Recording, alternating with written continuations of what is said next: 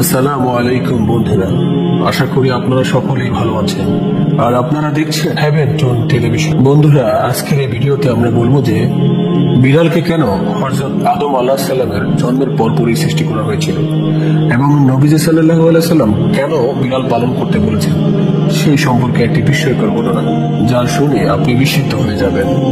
তাই ভিডিওটি একবারে শেষ পর্যন্ত দেখবেন।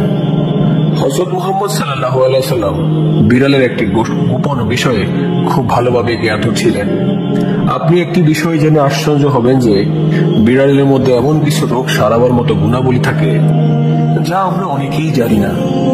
এরা কিন্তু প্রচন্ড বুদ্ধিমান হওয়ার পাশাপাশি এদের মধ্যে একটি রহস্য লুকিয়ে আছে, যা জানার পর আপনি একদমই আশ্চর্য হয়ে যাবেন। মায়া জনমে রাসূল সাল্লাল্লাহু আলাইহি সাল্লামের একটি পছন্দের বিড়াল ছিল। কোন এক সময় রাসূল সাল্লাল্লাহু আলাইহি সাল্লাম কোন এক ময়দানে নিজের বাহিনী নিয়ে যুদ্ধের ময়দানে যাচ্ছিলেন। হঠাৎ করে রাসূল সাল্লাল্লাহু আলাইহি সাল্লামের সামনে একটি বিড়াল চলে আসে এবং সেটি গর্ভবতী বিড়াল ছিল।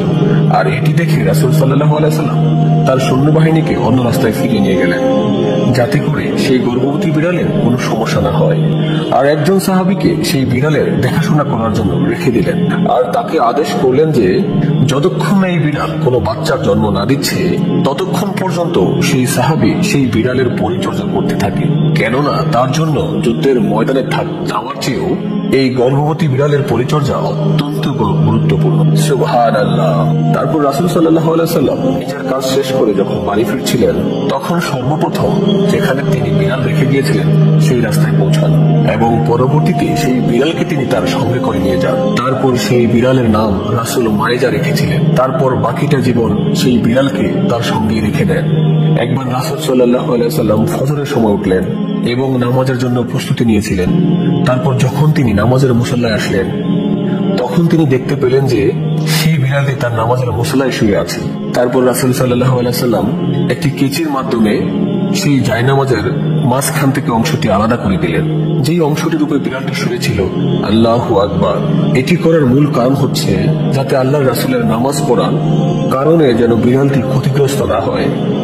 হাদিসের কোথাও এই বিড়ালের কোনো উল্লেখ পাওয়া যায়নি, কিন্তু বিভিন্ন সিরাতের এই বিড়ালটির কথা অনেক বেশি পাওয়া গেছে।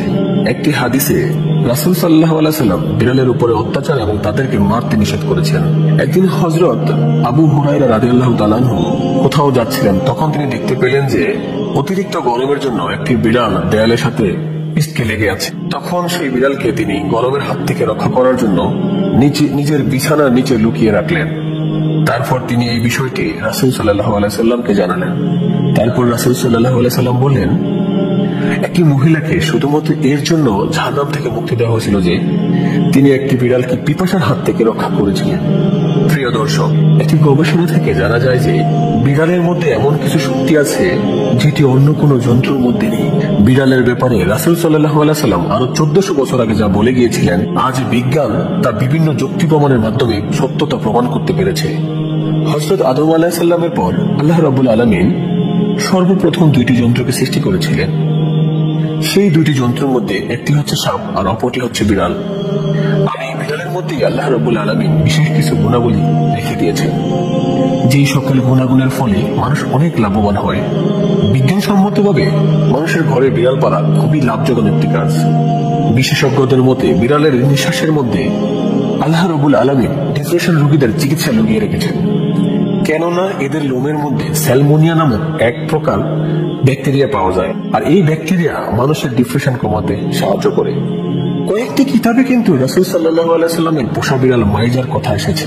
প্রিয় দর্শক, হযরত ওমর রাদিয়াল্লাহু তাআলা আনহু থেকে একটি রেওয়াজ এসেছে যে হযরত রাসূল সাল্লাল্লাহু আলাইহি সাল্লাম বলেছেন, একটি মহিলাকে শুধুমাত্র বিড়ালের জন্য আযাব দেওয়া হয়েছে, কেননা সেই মহিলাটি একটি বিড়ালকে খাঁচার মধ্যে বন্দী করে রেখেছিল।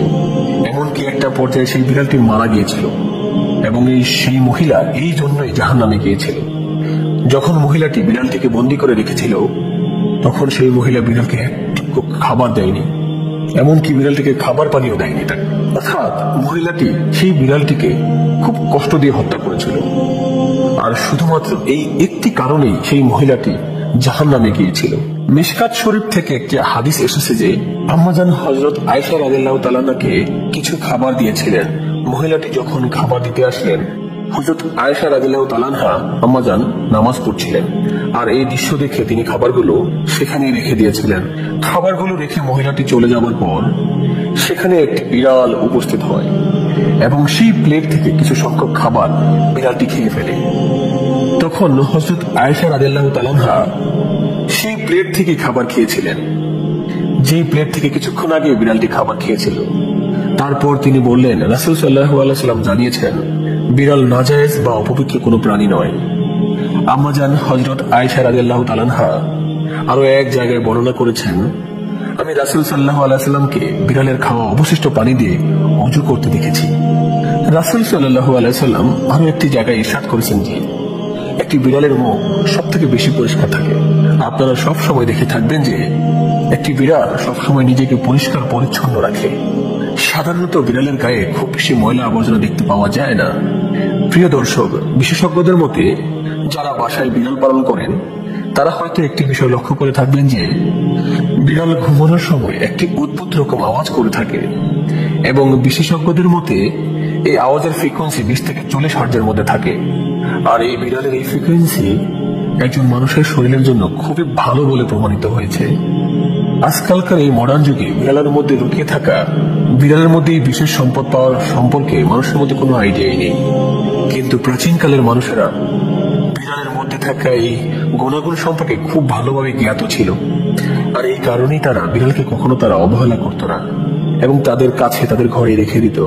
ফ্রান্সের গবেষকদের একটি রিপোর্ট অনুযায়ী বিড়ালের এই ফ্রিকোয়েন্সি মানুষের শরীরে ক্লান্তি ভাবটি দূর করতে দিতে পারে। সেই সাথে এটিও বলা হয়ে থাকে যে একটি বিড়াল পাশে থাকলে মানুষের ক্ষত খুব তাড়াতাড়ি ভালো হয়ে যায়। এমনকি বিড়ালের এই ফ্রিকোয়েন্সির জন্য মানুষের হার্ট অ্যাটাকের ঝুঁকি খুব তাড়াতাড়ি ভালো হয়ে যায়। রাসূল সাল্লাল্লাহু আলাইহি ওয়াসাল্লাম বিড়ালের এই দুষ্ট আচরণের জন্য তার সঙ্গে ভালোভাবে মিষ্টি আচরণ করার জন্য নির্দেশ দিয়েছিলেন।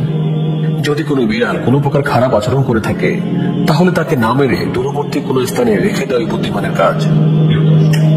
কোনোভাবেই কোনো বিড়ালকে মেরে ফেলা বা কষ্ট দেওয়া কোনোভাবেই ঠিক নয়।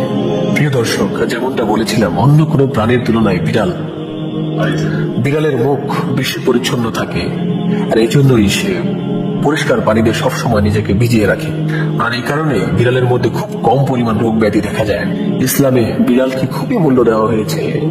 তো প্রিয় দর্শক, এই ছিল আমাদের আজকের এই ঘটনা। কেমন লাগলো কমেন্ট করে জানাবেন অবশ্যই। আজ তাহলে এই পর্যন্তই। আপনারা ভালো থাকবেন, সুস্থ থাকবেন। আল্লাহ হাফেজ।